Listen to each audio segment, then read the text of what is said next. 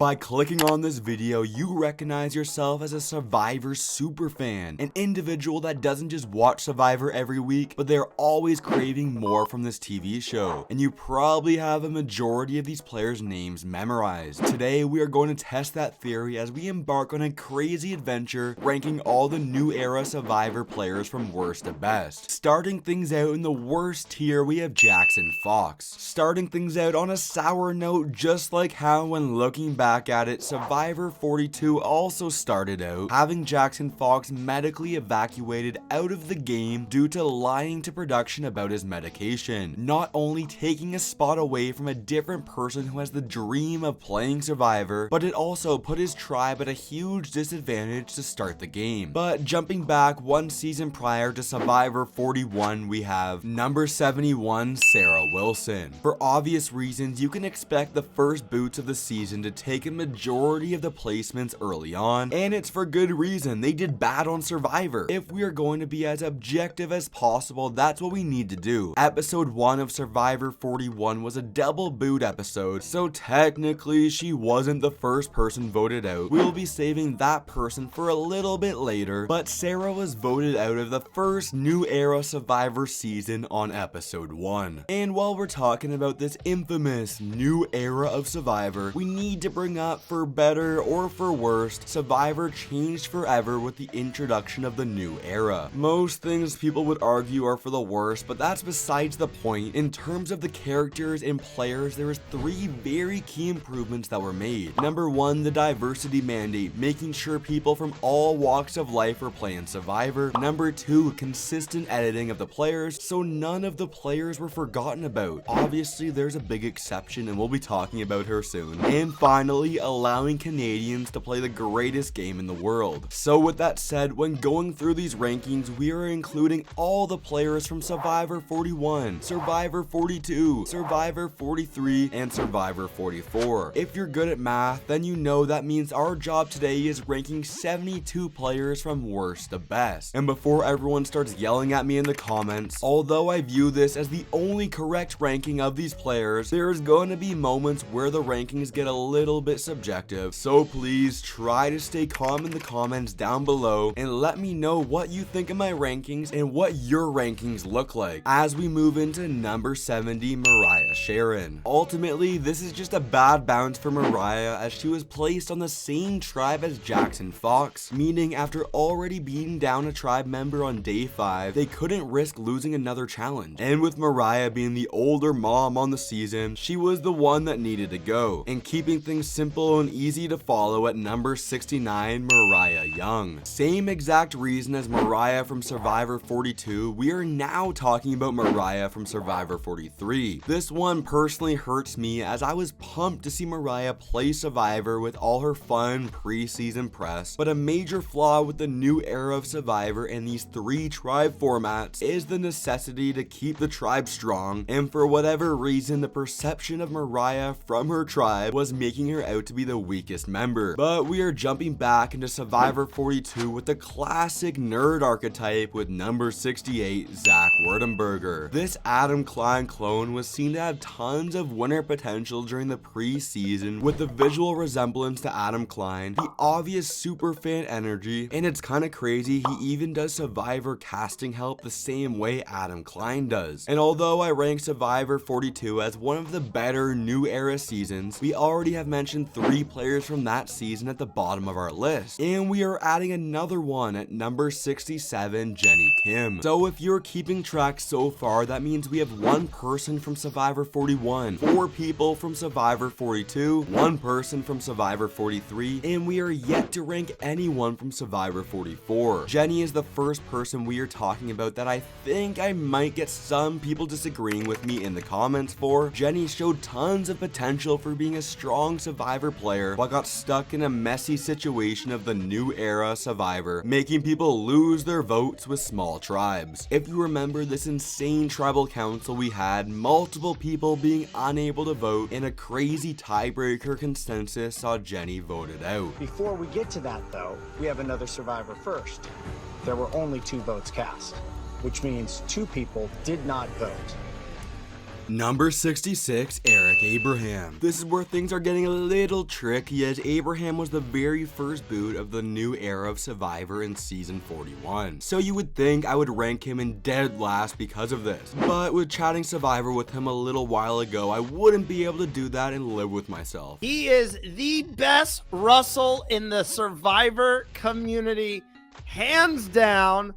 Let's get this guy in here. Russell from Russell Muscle TV. Realizing this is one of the biggest projects I have ever embarked on with chatting Survivor, as there is a lot that goes into ranking all 72 of these players. So to spread it out and build the hype and excitement for these rankings, I'm going to be spreading it out into a 4-part video series on this channel. For 4 weeks straight, I'm going to be uploading a new part to this series, as I will rank all the new era Survivor players from worst to best. So with that said, if you want to stay up to date with this series, make sure to click the subscribe button down below. As the next player on our list, let the paranoia get the best of them with number 65, Lindsay Carmine. During Survivor 43, Lindsay got super lucky that her tribe didn't lose an immunity challenge until day 9. Because in my opinion, if they lost any sooner, Lindsay would have been voted out of the game sooner. Sadly, the same issue we'll continue to talk about with the older mom on Survivor, but the big issue with Lindsay is she let her paranoia take control and make her allies not trust her. Moving into the next player on our list from Survivor 44 with number 64, Helen Lee. Our first representative from Survivor 44, Helen gets put in a tough spot here, being the 3rd person out of the season, as I'm saving Bruce for later, as production saw something special in him and Maddie was idled out of the game. But we do need to remember Helen did give us something special, as it was her vote out that formed the iconic Tika 3 alliance that I feel like we won't be talking about for a long time. Number 63, Gio Bustamante. Look, I'm gonna be straight up, I don't think Gio has the thing that makes up a good Survivor player. Just a whole bunch of things, like fighting with Cassidy, unaware he was on the bottom, blindsided at the Lindsay vote, and telling the power player Carla that he had the knowledge is power advantage. Simply too many mistakes too early in the game for Gio. Shoot, someone could make a really big move.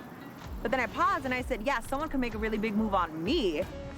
Does he know that I have an idol? Number 62, JD Robinson. Low key, this one hurts me to place JD so low in the rankings, as I felt his energy and love for Survivor out there on the island. But similar to Gio, way too many mistakes early on had him played like a fiddle, as Shan sang the shanthem over and over. Lesson of future Survivor players, you just can't be giving people your advantages. Number 61, Jeannie Chen. When looking back at Survivor 41, the Green Ua tribe is almost only remembered for the dynamic duo of Ricard and Shan, meaning the rest of the tribe is probably gonna be forgotten about. That's exactly why Jeannie is being placed right here. She makes this spot higher than JD, as she would make it one extra tribal council than him, and that's it. That's all. Number 60, Justine Brennan. So as I'm making this list, I'm feeling like Justine got placed way too high, as at first glance you're probably asking yourself, what did she do? And don't worry, that's why I'm here to answer that for you. The highlight of Survivor 43 was the relationship of Cody and Jesse, and it was such a bizarre and iconic moment early on in the game for Cody to randomly decide to get Justine out of the game because she was in sales. Yeah, for sure. My fear is Justine is a salesperson, so I've always got like this stereotype of... Justine's a threat. Like, she seems sort of lethal. Number 59, Sarah Wade. It's becoming super clear how stacked the new era Survivor casting is, with a lot of players coming up I view as good players that just got a bad bounce in the game. And that's a big reason why I'm so done with 3 tribes of 6 players each. Although it ended up being a fake idol, gotta give Sarah props for being aware enough to find an idol, and she wasn't simply voted out from a majority. I would argue the only swap screwed player in the new era, with Josh playing idol he got for free to get her out of the game. Number 58, NECA Azure. It feels bad to say the same thing over and over, with the older woman being the easy target early on in the game. More speculation on my part that she could have gone far in the game if her red Vessi tribe happened to not lose that challenge, as Cody and Jesse would have kept her safe with how emotional they got with voting her out. I promise this is the last time we are talking about an older woman on Survivor, well, until we talk about her later in the video. video. Number 57, Swathi Ghoul. Guess what the opposite of an old person is? That's right, a young person. Going into Survivor 42, everyone thought Swathi was going to break the teenager curse on Survivor and being the best teen to ever play the game. That person was me. I said it in multiple videos how excited I was to see her play. However, classic big move-itis and overplaying her hand caused the blue Ika tribe to not trust Swathi as Tori exposed her plan to vote out Drea. Lesson to future Survivor players, you don't need to make big moves early on. Number 56, Lydia Meredith. Not gonna lie, I was debating putting Lydia in the top 10 players of the new era of Survivor, just for the memes and the jokes. Really, there isn't a path for a player like Lydia to win Survivor in my opinion, but at the same time, it just feels rough that she didn't, I'm gonna say it, earn the merge. They will unknowingly give that player a historic amount of power, and the question's going to be, what will the player do with that power? This one may ruffle some feathers. Number 55, Sydney Siegel. Going from one earn the merge player to another, we have Sydney from Survivor 41 ranked slightly higher than her Survivor 42 counterpart with Lydia. Both of these players were put in the unfair twist of earning the merge. Both have a funny sense of humor. Sydney is simply ranked slightly higher for her physical strength. Number 54, David Voci. Make no mistake about it, if we ever get a Survivor second chance season or Survivor pre-merge all-star season, I 100% need to see David Voci return to my television screen. Like, come on, the neurosurgeon Survivor villain who played up the villain card so much during all the preseason content, giving confessional gold only to be yet another player screwed over by the small tribe format of the new era. Number 53, Maddie Pamilla. Now, before you yell at me in the comments for placing the first person voted out on the season ahead of 19 other players within the new era of Survivor, please hear me out for a second. This was one of the most wild tribal councils of all time, with multiple shot in the darks being played, the first ever shot in the dark being successful, and with a hidden immunity idol played, this was the definition of a player getting idled out of the game with no control. But next up, we have the biggest hot take in the entire video with number 52, Xander Hastings. Stay calm, and all you casual Survivor fans that love Xander, don't be yelling at me in the comments. If Xander received a vote,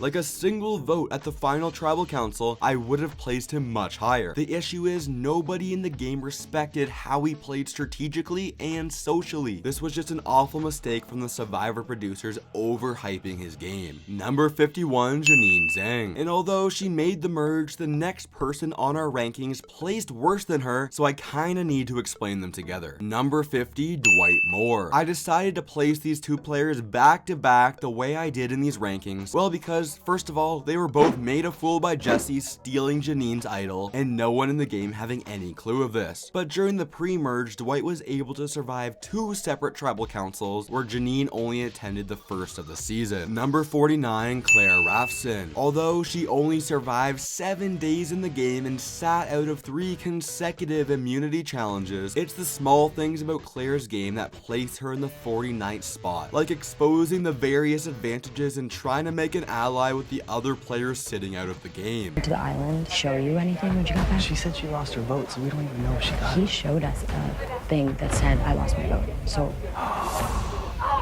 I like you. Number 48, Heather Aldrich. From Survivor 41, who are we talking about again? Making it 25 days in the game, Heather received a grand total of 13 confessionals and going multiple weeks without a confessional. Bottom line is the producers did her dirty and we have nothing else to go off of. Number 47, Brandon Cottom. Probably being way too hard on Brandon, it rubbed me the wrong way, and I haven't been able to forget when he needed to sit out from the very first immunity challenge of the season. Anyway, if you're watching this video when it first came out, subscribe to the channel and come back next week for part 2. But if you're watching this afterwards, click right here for part 2 of the new era Survivor player rankings.